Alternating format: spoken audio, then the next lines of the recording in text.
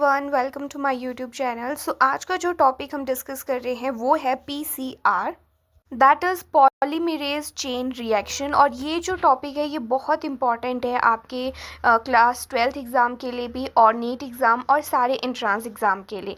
So let's start. जो PCR है वो होता है पॉलीमरेज चेन रिएक्शन, और ये एक फंडामेंटल टेक्निक है मॉलिक्यूलर बायोलॉजी में, जिसे हम यूज़ करते हैं to make the million of copies of a DNA segment.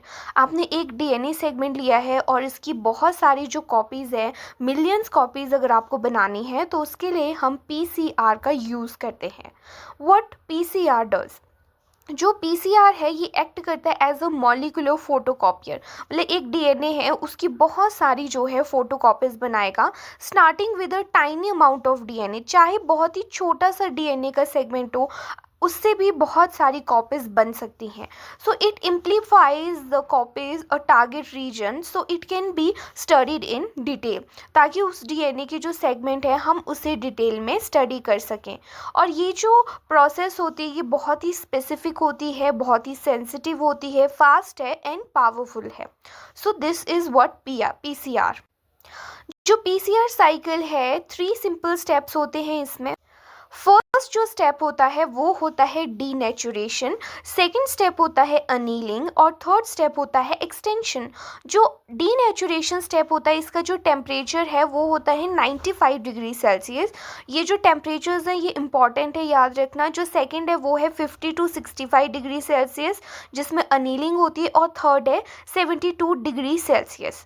जो डीनेचुरेशन होता है उसमें जो 2 डीएनए के सेगमेंट होते हैं वो आपस में ब्रेक हो जाते हैं, और ये जो होता है ये होता है 95 डिग्री सेल्सियस में। तो जिसमें डबल स्ट्रैंडेड जो डीएनए होता है वो सिंगल स्ट्रैंडेड में जो है टूट जाता है। और जो सेकंड जो प्रोसेस में आता है वो आता है अनीलिंग, जिसमें जो शॉर्ट डीएनए सीक्वेंस होते हैं that is called primer bind to specific target region. तो इनमें जो है जो प्राइमर है वो बाइंड कर जाता है स्पेसिफिक रीजन्स पे, और जब प्राइमर हो जाता है तो फिर इनकी जो है एक्सटेंशन होना शुरू हो जाती है।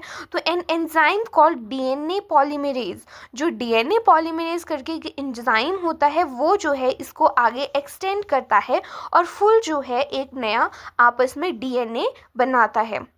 So doubling each time, exponential growth इसकी जो है ये इंक्रीज होती है। और ये जो साइकिल है ये रिपीट होती है 25 to 40 times with in each cycle, and the amount of DNA doubles.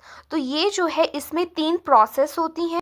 अब जो है अब हम डिस्कस करेंगे सम की components, the building blocks of PCR. कि बिल्डिंग ब्लॉक्स क्या है। सबसे पहले टेम्पलेट डीएनए, अगर आपके पास डीएनए नहीं होगा तो आप उसकी कॉपीज कैसे बनाएंगे। तो एक sample containing target DNA sequence जिसे आपको कॉपी करना है। सेकंड जो आता है वो आता है प्राइमर। अब जो प्राइमर होता है वो बाइंड करता है स्पेसिफिक रीजन से जहाँ से फिर जो है डीएनए आगे एक्सटेंड करेगा। तो प्राइमर का होना भी इक्वली ही इंपॉर्टेंट है। देन थर्ड आता है डीएनए पॉलीमरेज। अब जो डीएनए पॉलीमरेज होता है वो एक्सटेंशन का काम करता है, डीएनए के सेगमेंट को आगे बढ़ाता है। तो इसका इम्पॉर्टेंट भी इसका जो रोल है वो भी बहुत इंपॉर्टेंट है।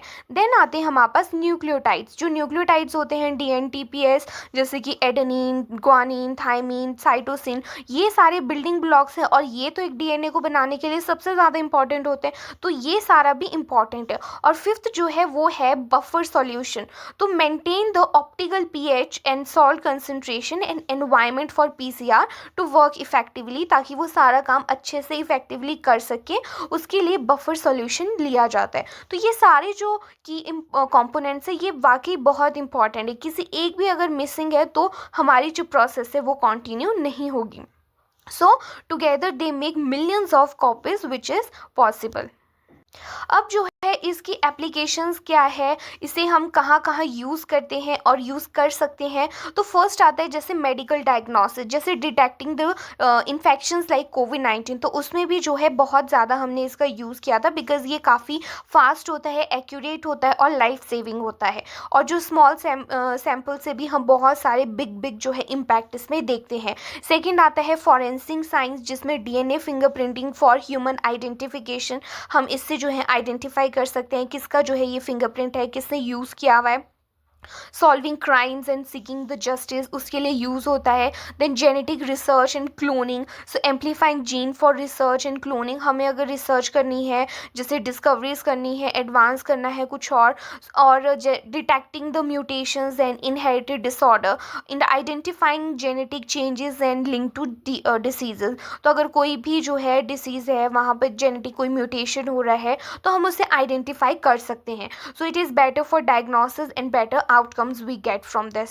सो ये जो है एप्लीकेशंस हैं पीसीआर के। So I hope you like this video, do like share and comment my channel. Thank you.